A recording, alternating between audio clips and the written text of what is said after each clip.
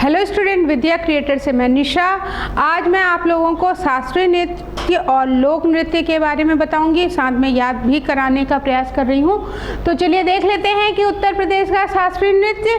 तो उत्तर प्रदेश का एकमात्र जो शास्त्रीय नृत्य है वो है कथक। कथक को याद रखिएगा, कथक मतलब उत्तर प्रदेश। क्लियर हो रहा है? तो प्रदेश का एकमात्र शास्त्रीय नृत्य कथक है, जिसका प्रारंभ जो हुआ है वो मंदिरों के पुजारियों द्वारा कथा बाँचते समय हाव भाव के प्रदर्शन से माना जाता है। ऐसा माना जाता है कि ये जो नृत्य था उसका इसकी जो शुरुआत हुई थी वो मंदिरों में हुई थी, जब कथा बाँचते बाँचते यानी किसी भगवान की कथा बताते बताते उसमें हाव भाव का भी प्रयोग होने लगा था। मुस्लिम शासकों ने इस नृत्य को राज दरबार में आश्रय देना शुरू किया। इसके बाद क्या हुआ, पहले तो मंदिर में पुजारियों के द्वारा प्रारंभ किया गया, बाद में मुस्लिम जो शासक थे उन्होंने राज दरबार में इसको आश्रय देना शुरू करा। फिर वाजिद अली शाह जो अवध के थे उनके दरबार में इसका विशेष विकास हुआ और इस नृत्य का मुख्य केंद्र लखनऊ है।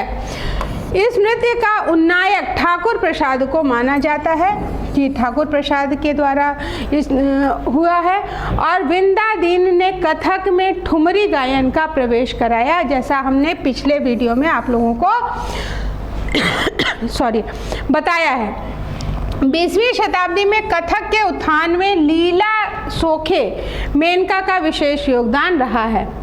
तो आपका जो एकमात्र अगर बात करें तो शास्त्रीय नृत्य कौन सा है, पहला पॉइंट क्या है कि एकमात्र शास्त्रीय नृत्य उत्तर प्रदेश का आपका कथक है। और ये दूसरा पॉइंट क्या है, ये कहाँ गाया जाता था, यानी इसकी शुरुआत कहाँ से हुई थी? इसकी शुरुआत मंदिरों से हुई थी, मंदिर में कथा बाजते हुए हाव भाव के रूप में। इसके बाद थर्ड पॉइंट क्या है, थर्ड पॉइंट ये है कि मुस्लिमों के द्वारा इसको, मुस्लिम जो शासक थे उनके द्वारा इसको दरबार में आश्रय मिलना शुरू हुआ। दरबार में आश्रय, मुस्लिम शासकों के द्वारा दरबार में आश्रय मिलना शुरू हुआ। और आश्रय में अगर हम देखें तो मुख्य रूप से किनका नाम आता है, वाजिद अली शाह का।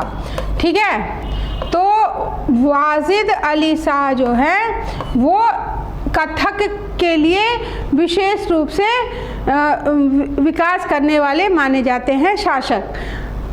ठीक है, तो पहला कथक हमारा एक उत्तर प्रदेश का एकमात्र शास्त्रीय नृत्य कहाँ पे शुरुआत हुई थी, मंदिरों में। फिर किसके द्वारा आश्रय मिला, मुस्लिम शासकों के द्वारा। कौन से मुस्लिम शासक थे जिन्होंने आश्रय दिया है, तो वाजिद अली शाह जी थे जो अवध के नवाब थे। फिर इसके बाद अगर हम देखें तो नृत्य का मुख्य केंद्र, फोर्थ पॉइंट क्या होगा, फिफ्थ पॉइंट कि मुख्य जो केंद्र होगा वो है आपका लखनऊ, क्योंकि वहीं अवध लखनऊ के ही तो थे वाजिद अली शाह।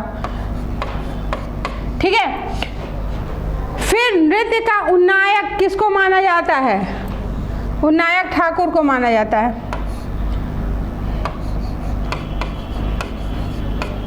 ठाकुर प्रसाद को, उन्नायक कौन है, ठाकुर प्रसाद। अब ये पूछा जा सकता है कि कथक में ठुमरी गायन का प्रवेश कब हुआ है, तो ये अगर किसके द्वारा हुआ है तो ये है बिंदादीन। यानी बिंदादीन ऐसे व्यक्ति थे जिन्होंने बिंदादीन कथक में ठुमरी गायन को ऐड करा है, ठुमरी गायन। क्लियर हो गया? 20वीं शताब्दी में कथक के उत्थान में लीला सोखे का विशेष योगदान रहा है। और अगर हम 20वीं शताब्दी की बात करें तो उत्थान में किसने काम किया है, लीला सोखे ने, जिनको मेनका भी बोला जाता है। क्लियर हो गया? फिर प्रदेश में 4 संस्थानों द्वारा कथक में स्नातक की डिग्री मिलती है। 4 संस्थान हैं जहाँ पे कथक में स्नातक की डिग्री दी जाती है, जैसे बनारस हिंदू विश्वविद्यालय। तो वो कौन से हैं, पहला है बनारस हिंदू विश्वविद्यालय, दूसरा कौन सा है, आगरा, तीसरा कौन सा है, अगर लखनऊ के हैं तो जानते ही होंगे आप लोग, भारत खंडे बोलते हैं, भातखंडे, ठीक है, संगीत संस्थान। वह नेक्स्ट कौन सा है, राष्ट्रीय कथक संस्थान। क्लियर हो गया। लखनऊ विश्वविद्यालय से संबद्ध है ये सब जो है आपके 4 संस्थानों के द्वारा कथक में स्नातक की डिग्री दी जाती है। क्लियर हो गया। फिर से एक बार रिवाइज कर लेते हैं कि उत्तर प्रदेश का शास्त्रीय नृत्य कौन सा है, तो वो कथक है। कथक की शुरुआत कहाँ से हुई है, तो कथक की शुरुआत मंदिरों में गायन से हुई है, हाव भाव प्रदर्शन के साथ, ठीक है। फिर इसके बाद आपसे पूछा जाए कि किसके द्वारा आश्रय दिया गया, तो मुस्लिम शासकों के द्वारा। आश्रयदाता, मुख्य आश्रयदाता कौन थे, तो वाजिद अली शाह जी थे, जो अवध के नवाब थे। इसीलिए अवध की का मुख्य अगर हम माने तो ये केंद्र रहा है लखनऊ का, ठीक है। लखनऊ जो है वो कथक नृत्य का केंद्र रहा है। फिर इसके बाद हम बात करते हैं कि इसके नायक कौन है, तो ठाकुर प्रसाद जी हैं।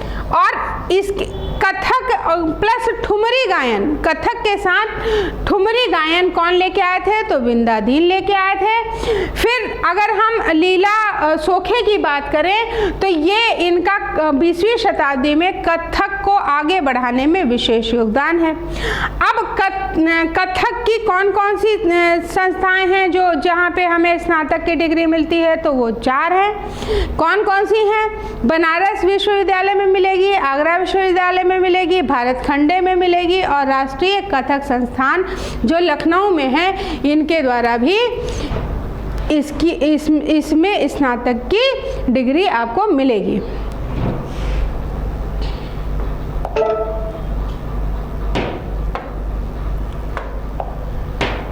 फिर बात करते हैं उत्तर प्रदेश के लोक नृत्य की। क्लियर हो गया। प्रदेश में प्रत्येक अंचल में लोकगीतों में भिन्नता के साथ लोक नृत्य में भी भिन्नता मिलती है। जाहिर सी बात है, जैसे लोकगीत में अंतर है, अलग अलग तरह की वेशभूषा, खान पान, रहन सहन, भाषा, बोली, तो जाहिर सी बात है कि अगर लोकगीत अलग है तो लोक नृत्य भी तो अलग अलग होंगे। तो प्रमुख लोक नृत्य अगर हम बात करें तो कीर्तन नृत्य। कीर्तन जो है वो ब्रज क्षेत्र में गौड़ीय परंपरा के भक्त लोग मृदंग, हारमोनियम, मंजीरे की धुन पर हरि नाम का कीर्तन करते हुए नृत्य करते हैं। तो कीर्तन बेसिकली क्या है, ये ब्रज क्षेत्र का है, और यहाँ पे जो गौड़ीय परंपरा के भक्त हैं वो अपने जो वादन में प्रयोग होता है मृदंग, हारमोनियम और मंजीरे की धुन पर नृत्य या कीर्तन करते हैं हरि नाम का। फिर रास नृत्य यह भी ब्रज क्षेत्र का है, रासलीला के दौरान किया जाता है। रासक दंड नृत्य भी इस क्षेत्र का एक रोचक नृत्य है। तो रास नृत्य भी ब्रज क्षेत्र का है और रासक दंड नृत्य भी ब्रज क्षेत्र का है। झूला नृत्य ब्रज क्षेत्र का नृत्य है। तो कीर्तन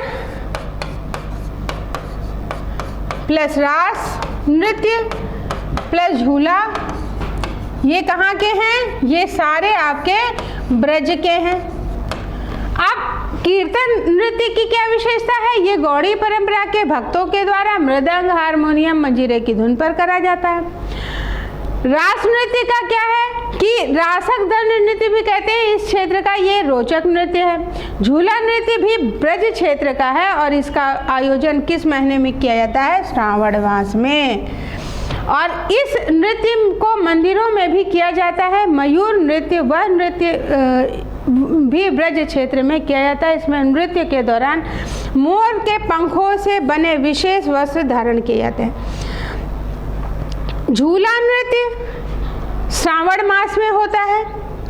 और फिर अगर हम मयूर नृत्य की बात करें तो मयूर नृत्य भी आपके ब्रज क्षेत्र में किया जाता है। तो कीर्तन हो गया, रास हो गया, झूला हो गया, ब्रज क्षेत्र का हो गया। इसके अलावा ब्रज क्षेत्र का मयूर नृत्य भी आपका हो गया।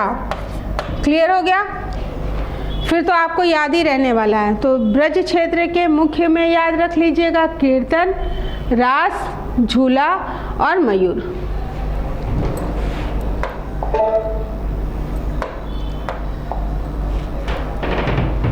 नरसिंह नृत्य, ये भी ब्रज क्षेत्र में नरसिंह चतुर्दशी को नरसिंह नाट्य नृत्य का आयोजन किया जाता है। अब नरसिंह चतुर्दशी को किस नृत्य का आयोजन होता है? तो नरसिंह नृत्य का।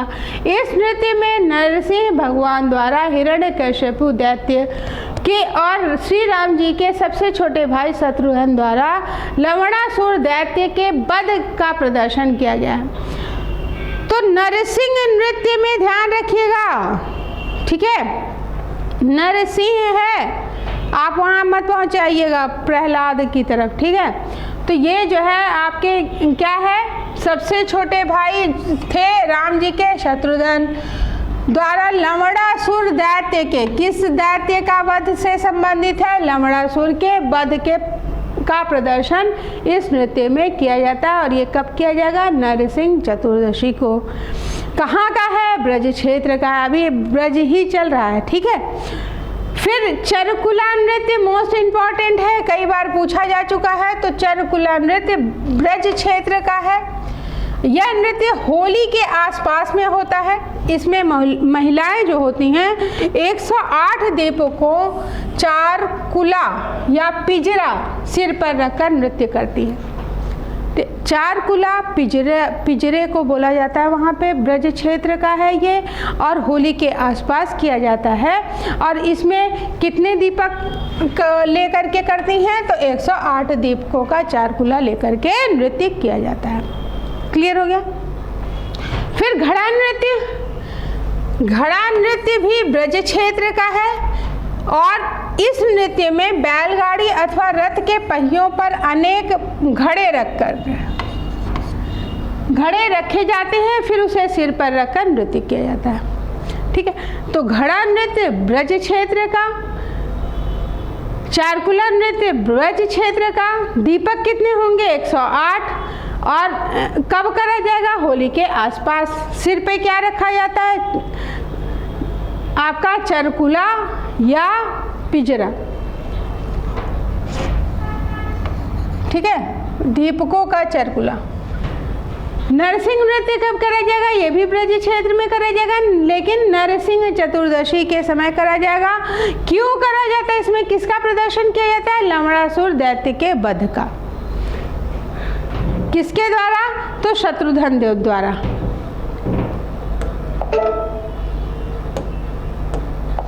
देवी नृत्य, यह नृत्य अधिकांशतः बुंदेलखंड क्षेत्र में प्रचलित है।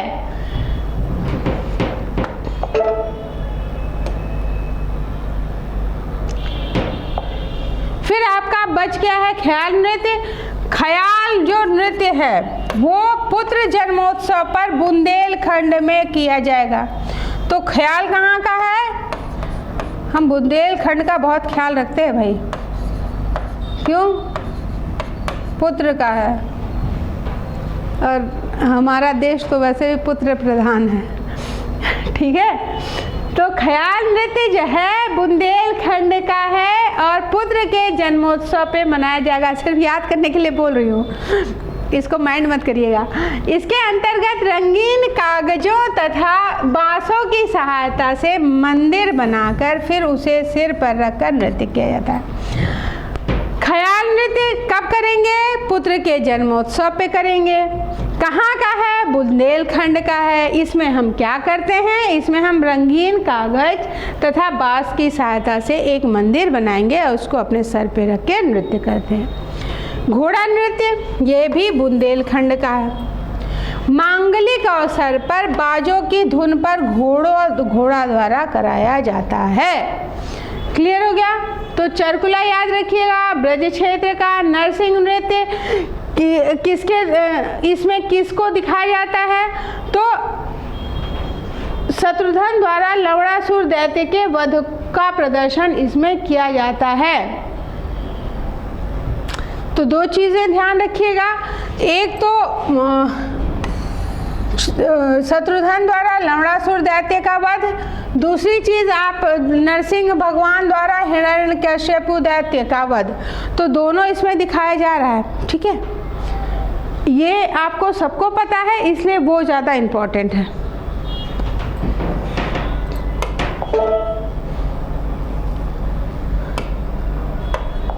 देवी नृत्य, यह नृत्य अधिकांशतः कहाँ है? बुंदेलखंड का देवी नृत्य। इस लोक नृत्य में एक नर्तक देवी का स्वरूप धारण कर अन्य नर्तकों के सामने खड़ा रहता है तथा उनके सम्मुख से सभी नृत्य करते हैं। फिर राई नृत्य याद रखिएगा, राई कहाँ का है? बुंदेलखंड का। महिलाओं के द्वारा मांगलिक अवसर पर और श्री कृष्ण जन्माष्टमी आदि उत्सवों पर किया जाता है। इस नृत्य के गीत श्रृंगार परक होते हैं और जो गीत होंगे वो कैसे होंगे? श्रृंगार परक, ठीक है। पाई डंडा, पाई डंडा भी बुंदेलखंड का है। किसके द्वारा करा जाएगा? ये समाज के द्वारा करा जाएगा और ये पारंपरिक नृत्य है। इसे बुंदेलखंड का डांडिया भी कहा जाता है। तो अगर आपसे पूछा जाए कि किस नृत्य को बुंदेलखंड का डांडिया कहा जाता है, तो पाई डंडा नृत्य को। इसमें नर्तक पारंपरिक परिधान में माथे पर मोरपंख और पट्टी तथा पैरों में घुंघरू बांधे एक दूसरे पर डंडे का प्रहार करते हुए नृत्य करते हैं। फिर कानरा नृत्य, ये भी बुंदेलखंड का है। किसके द्वारा करा जाएगा? तो धोबी समाज के द्वारा। देवी नृत्य बुंदेलखंड का था, ठीक है। और राई नृत्य भी बुंदेलखंड का है और ये जो है श्रृंगार परक है। पाई डंडा बुंदेलखंड का है, अहिर समाज के द्वारा किया जाता है और इसी को बुंदेलखंड का डांडिया भी बोला जाता है। फिर अगर आपसे पूछा जाए कि किस नृत्य में नर्तक पारंपरिक परिधान में माथे पर मोरपंख और पट्टी तथा पैरों में घुंघरू बांधकर एक दूसरे पर डंडे का प्रहार करते हुए नृत्य करते हैं, तो वो है पाई डंडा। फिर पूछा जा सकता है कि बुंदेलखंड का डांडिया किसे बोला जाता है? तो पाई डंडा को। कौन सा नृत्य ऐसा है जो बुंदेलखंड के अहिर समाज द्वारा किया जाता है? तो पाई डंडा। फिर कनारा नृत्य जो है धोबी समाज के द्वारा बुंदेलखंड में किया जाता है और धोबी समाज के जो स्त्री पुरुष हैं विवाहोत्सव पर, विवाह का जब उत्सव होगा तो ये नृत्य उनके द्वारा किया जाता है। फिर दिवारी, जिसको मोनिया या बरेदी भी बोला जाता है, तो कंफ्यूज मत होइएगा। बरेदी बोला जाए तो भी वही सही होगा, मोनिया बोला जाए तो भी सही होगा, दिवारी होगा तो भी सही होगा। ये ब्रज की लठमार होली की तरह ही होता है। जैसे ब्रज में लठमार होली खेली जाती है, उसी तरह से बुंदेलखंड क्षेत्र में दिवाली के अवसर पर पूरी रात ढोल नगाड़े की धुन पर दिवाली गीत का गायन होता है। और यादव समाज के लोग, या जिसको बोलते हैं बरेदी, ठीक है, तो यादव समाज के लोगों के द्वारा ये नृत्य किया जाता है। इसमें इसकी विशेषता क्या है कि वेशभूषा में पैरों व कमर में घुंघरू बांधकर मजबूत लाठियों का एक दूसरे पर ये लोग प्रहार करते हैं और दिवाली के बाद भी कई दिनों तक यह नृत्य किया जाता है। इस नृत्य में गोवंश के संरक्षण, संवर्धन व सुरक्षा का भाव निहित होता है। तो आपसे ये क्वेश्चन पूछा जा सकता है कि कौन सा ऐसा नृत्य है जो गोवंश के संरक्षण, संवर्धन और सुरक्षा के भाव से किया जाता है, या किसमें ये भाव निहित होता है? तो वो है आपका दिवारी या बरेदी नृत्य। दूसरा क्वेश्चन ये पूछा जा सकता है कि यादव समाज के द्वारा, बुंदेलखंड के जो यादव समाज है उनके द्वारा कौन सा नृत्य किया जाता है? तो आपका दिवारी नृत्य किया जाता है। या ब्रज की लठमार होली की तरह आपके बुंदेलखंड में दिवाली के अवसर पर कौन सा नृत्य किया जाता है? तो आपका दिवारी या बरेदी नृत्य करा जाता है। क्लियर हो गया? फिर बात करते हैं धोबिया नृत्य। विवाह व संतानोत्पत्ति पर पूर्वांचल में यह धोबी समुदाय द्वारा किया जाने वाला नृत्य है। इसमें नृत्य के माध्यम से धोबी व गधे के संबंधों की जानकारी प्राप्त होती है। तो किस नृत्य के द्वारा धोबी और गधे के भी संबंध की जानकारी मिलती है, तो वो है धोबिया नृत्य। और कहाँ का है ये? पूर्वांचल का। किस अवसर पर किया जाता है? तो विवाह और संतानोत्पत्ति पर करा जाएगा। किस समुदाय के द्वारा करा जाएगा? तो धोबी समुदाय के द्वारा। फिर कठ घोड़वा नृत्य, यह नृत्य भी पूर्वांचल का है। भौगोलिक अवसरों पर किया जाता है। इसमें एक नर्तक अन्य नर्तकों के घेरे के अंदर कृत्रिम घोड़ी पर बैठकर नृत्य करता है। क्लियर हो गया? फिर कहरुआ नृत्य, ये भी पूर्वांचल का है और अनेक अवसरों पर विशेष रूप से कहार समाज के द्वारा शुभ लोगों द्वारा किया जाता है। ये घोड़ऊ नृत्य, कठ घोड़वा अलग है, घोड़ऊ नृत्य अलग है। घोड़ऊ, तो घोड़ऊ जो है प्रहसन प्रधान घोड़ऊ नृत्य पूर्वांचल क्षेत्र में एक प्रसिद्ध लोक नृत्य है और इसमें बीच बीच में हर बोल बोला जाता है। तो पूर्वांचल के उस लोक नृत्य का नाम बताइए जिसमें बीच बीच में हर बोल बोले जाते हैं, तो वो आपका हो जाएगा घोड़ऊ नृत्य। क्लियर हो रहा है?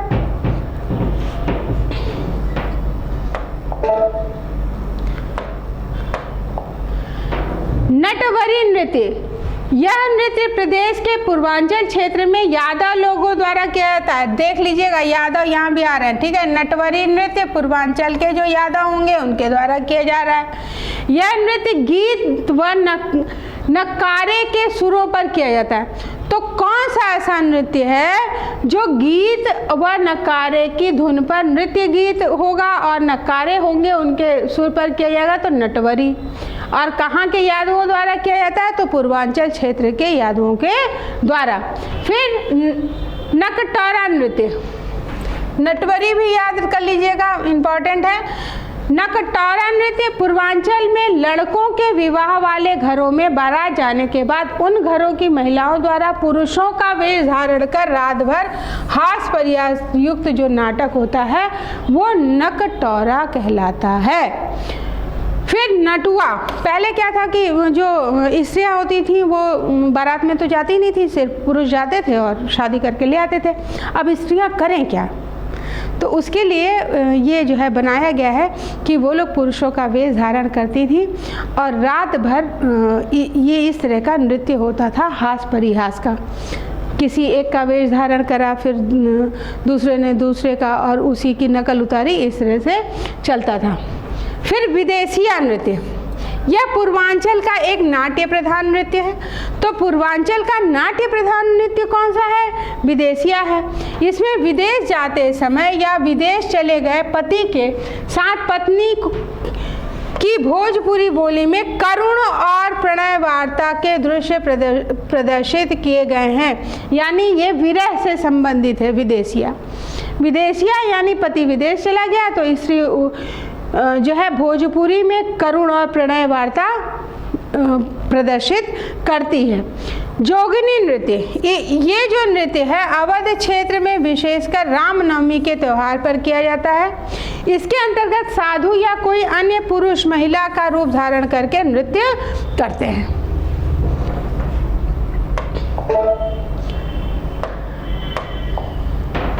फिर फरुहाई नृत्य, यह अवध क्षेत्र के अहिर समाज का प्रसिद्ध लोक नृत्य है।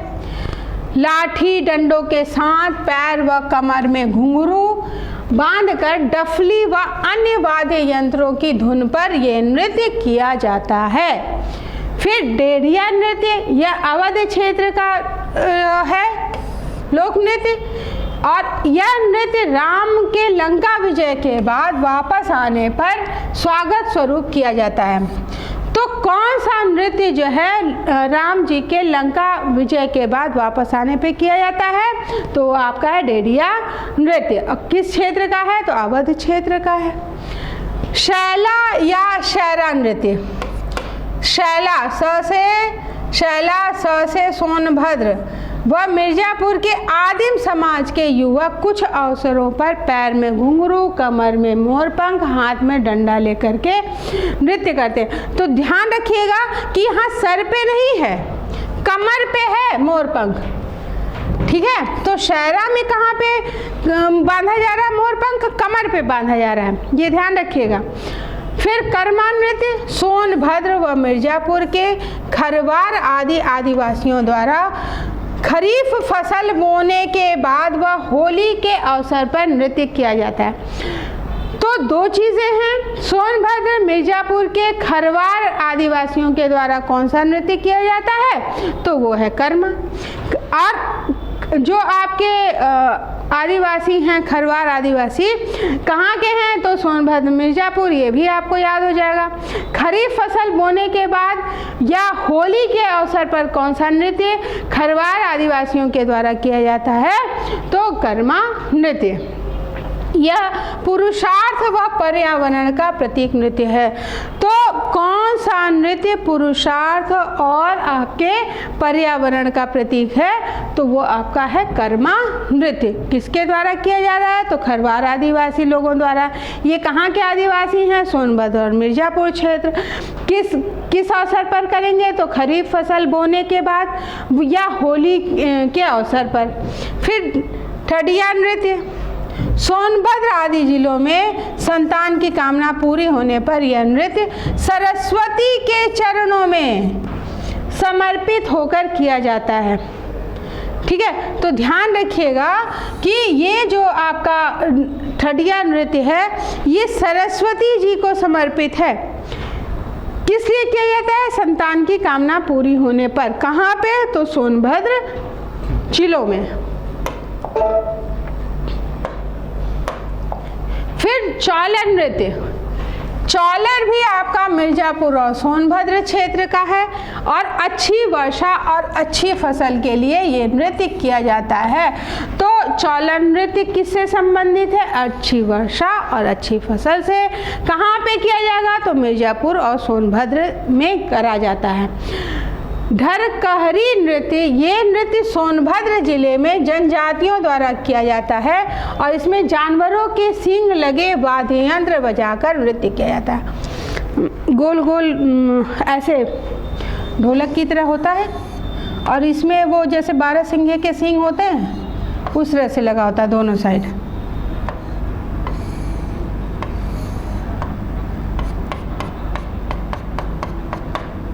ये ऐसे करके लगा रहता है।